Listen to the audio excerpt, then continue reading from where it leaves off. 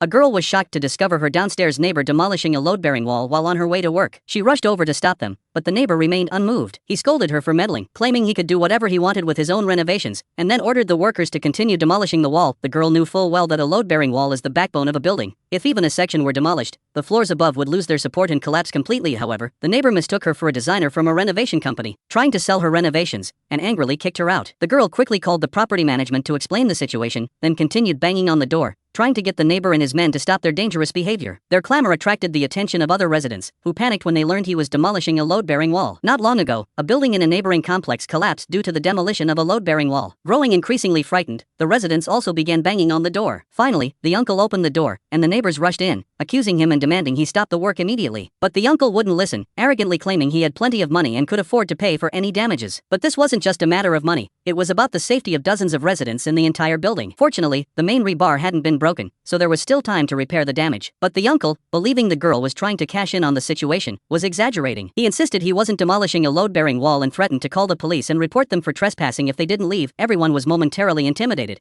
but the girl remained undaunted. She firmly believed the uncle was demolishing a load-bearing wall and figured the truth would come out when the property management team arrived. Unexpectedly, the person who showed up was the uncle's youngest son. It turned out his eldest son was a senior executive at the company, overseeing the property management department, and had assigned his younger brother to work there. When the younger son produced renovation drawings that indicated the wall was not load-bearing, the girl immediately realized they were in cahoots and demanded the building plans for the complex. The younger son was surprised by the girl's expertise. While he could falsify renovation drawings, he didn't dare show the company's architectural plans, claiming they were company secrets and off-limits to others. The older uncle, upon seeing this, angrily berated the girl, accusing her of being a small-time interior designer with no moral compunction in her pursuit of profit. The younger son chimed in, mocking her for even taking the neighbor's money and being shameless. The girl, unwilling to argue, simply produced the architectural plans saved on her phone. When the neighbors saw the wall marked as load-bearing, they again criticized the older uncle. The younger son, however, brazenly declared the girl's drawings fake, deliberately fabricated to profit. The two men each insisted on their own opinions, calling the other's plan spurious. Seeing the girl showed no sign of retreat, the uncle, mortified and furious, picked up a hammer and tried to chase away the troublemakers, intending to target the girl first.